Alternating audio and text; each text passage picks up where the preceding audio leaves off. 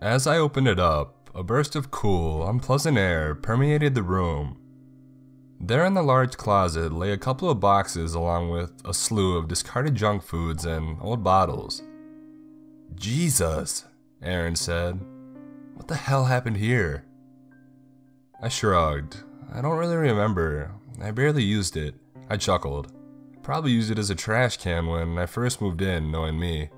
I had been living in that apartment close to 2 years now, and it was never meant to be that much of a long-term arrangement. Once I got out of college, I picked up a relatively steady job and I've been living there alone ever since. I was never super happy with the place and I've been wanting to move for quite some time. Thankfully, that particular day had finally come and I was getting an old friend of mine to help me move out my stuff. Aaron dug through one of the boxes from the closet. "Oh shit," he exclaimed as he dug on my old 3DS. "Dude, come on, I told you not to open any of these," I said. He ignored me and turned on the system. As I feared, he started laughing to himself. "Animal Crossing? Seriously, man?" My parents got me that as a joke. It was like a gag gift. How much was this? These are like $40, right?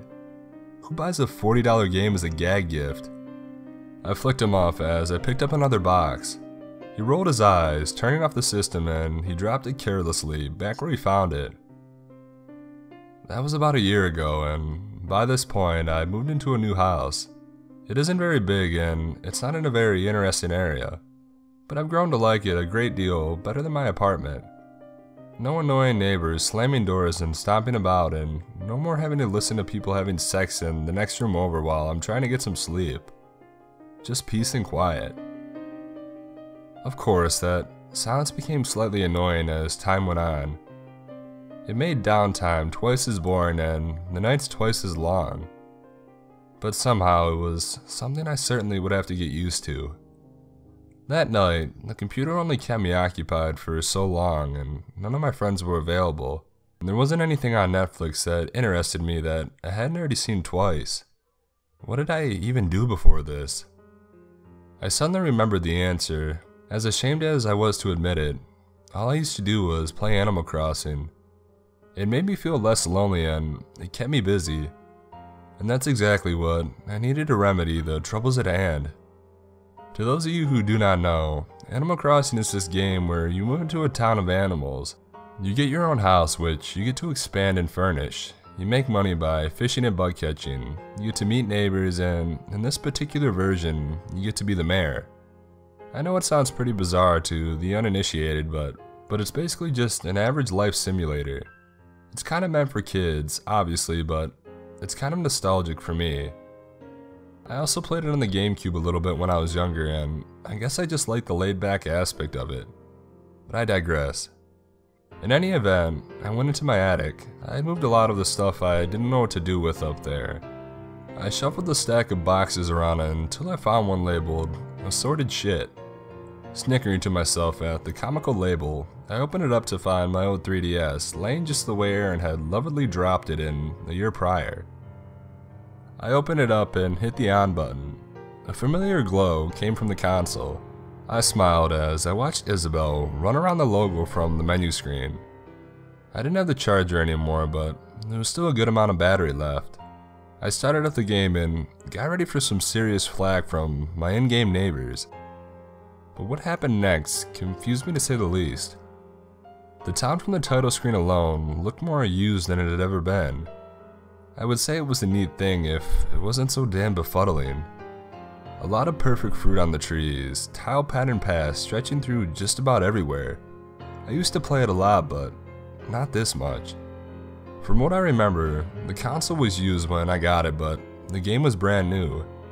There was no way it was like this when I started, and a town this good just doesn't make itself. I chalked it up to my shitty memory and I hit start. Isabel greeted me as usual and presented me with 2 character choices. 2. Something was definitely up. Never did I make another character, I remember that much at least. I scrolled past Milo, my own name, and moved to the new one. It was named Joe, lowercase and all. I would have laughed at the blunt simplicity of the name if I weren't so concerned at the moment. I almost reluctantly selected the character. Joe himself didn't look like much. He wore a number 1 shirt and blue jeans and didn't appear to be wearing socks or shoes for that matter. After removing his mummy mask, a standard gloomy boy character with blue hair was revealed. His house was gigantic though. Well, calling it a house would kind of be an understatement. It was a mansion at this point. I went in and it was the first thing I thought to inspect. The entire house was well decorated. Everything looked to be very deliberate and well thought out in its placement. It must have taken a very long time to complete. As strange as it was, there wasn't much to report on that matter. It was all pretty standard for a regular player, but sadly, it only raised more questions than it did answers. I was rather disappointed with what little I'd found overall in the town. He appeared to be in good standing with any resident that hadn't yet moved out. A lot of them were asking where he had been, and the entire town looked weirdly fantastic, but that's about to the extent of it. No hidden clues, no gravestones, hints of suicide or creepy dead trees, you name it. It just wasn't there. Everything was entirely pristine, save for a few stray weeds. The only weird thing was my old house. The one my character was on, Milo's house, I guess. It had all the rooms built in, but none of them were expanded in size. Stranger still, only a few of them were actually filled in. The main room was just a standard living room with some kitchen stuff in the corner. The room to the left was just a bathroom, and the one to the right was a little bedroom. The last one, in the back of the room, was blocked off by some tall dresser. Since I was on Joe's character, I wasn't allowed to move it as the house wasn't his. The top and bottom floors were fully expanded and totally empty. Something seemed so familiar about the layout, but I just couldn't put my finger on it. I know I didn't put any of it there myself though. The furniture I know used to be there was nowhere to be seen. And if I knew that much, why did it jog my memory?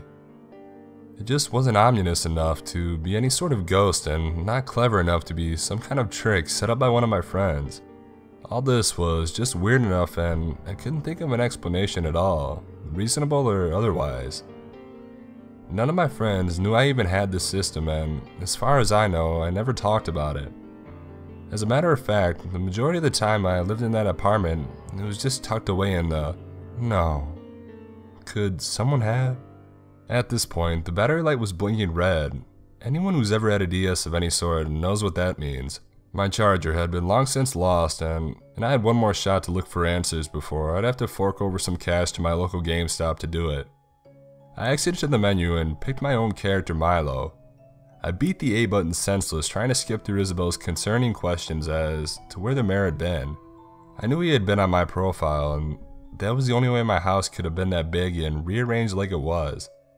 This was almost definitely left by someone for me to find. My character exited the house, yawned, and drew his net. He looked exactly as I left him, save for the naturally occurring bedhead. I went into the house immediately and made straight for the blocked off room. I shoved the closet over and I walked in. The room was small. All over the floor was trash you sometimes collect by fishing. A tire and 2 empty cans to be exact. In addition to that, a few cardboard boxes dotted the sides of the rooms. I soon found that these were just the ends to a means. I finally got the picture and it clicked. I knew why I recognized the remodeling job he had done in the house so well. This was a crude replica of my old apartment. This would have been freaky enough on its own, but there was something else in that little room that I now know to be my old closet. There in that corner was a mannequin. One that happened to be dressed just like Joe's character was. Blue jeans, no shoes, and mummy mask and all. The red, blinking light flashed relentlessly. I was almost in a trance and I guess my old habit took over.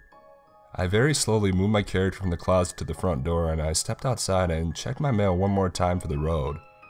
Among the letters from my in-game mother and promotional items from Nintendo was one from Joe. I stared at the screen and I almost didn't want to do it. But before I knew it, I had drawn the stylus to the screen to put the mystery to bed once and for all. I opened the letter. Thank you. Signed, Joe.